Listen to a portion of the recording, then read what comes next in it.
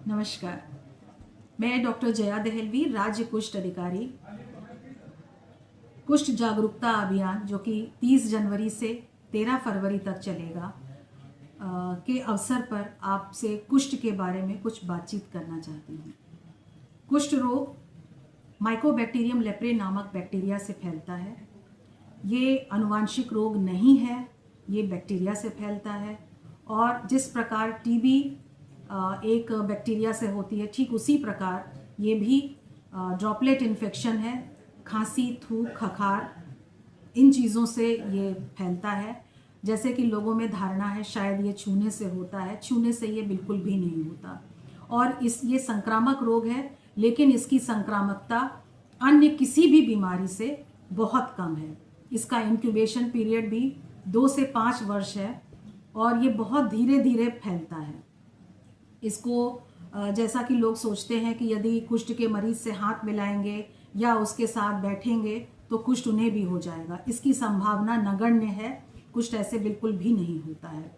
कुष्ठ को जितनी जल्दी संभव हो डिटेक्ट करके और संदर्भित करना चाहिए किसी भी सरकारी अस्पताल में, जहाँ की इसका इलाज मुफ्त होता है।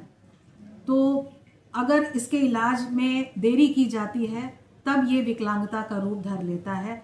अन्यथा 1 साल के ट्रीटमेंट के बाद कुष्ठ पूरी तरीके से 100% ठीक हो जाता है।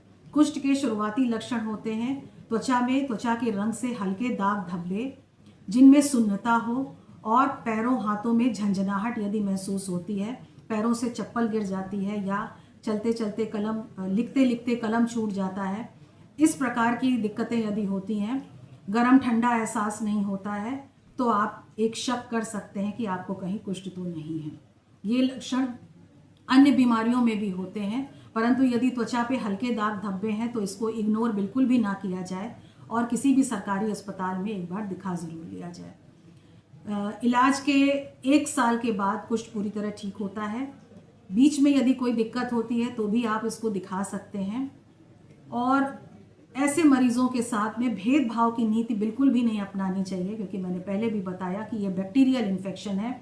ये किसी पूर्व जन्म के पाप या किसी अन्य कारण से नहीं होता, ये सिर्फ और सिर्फ बैक्टीरिया की वजह से होता है। तो मेरा अनुरोध आप सभी से है कि यदि ऐसे लक्षण आपको दिखाई देते हैं किसी भी व्यक्ति में तो उसको ज़रूर दिखाएं।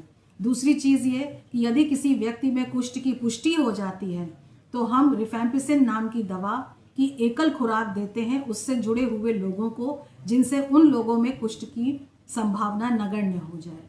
मेरा अनुरोध एक बार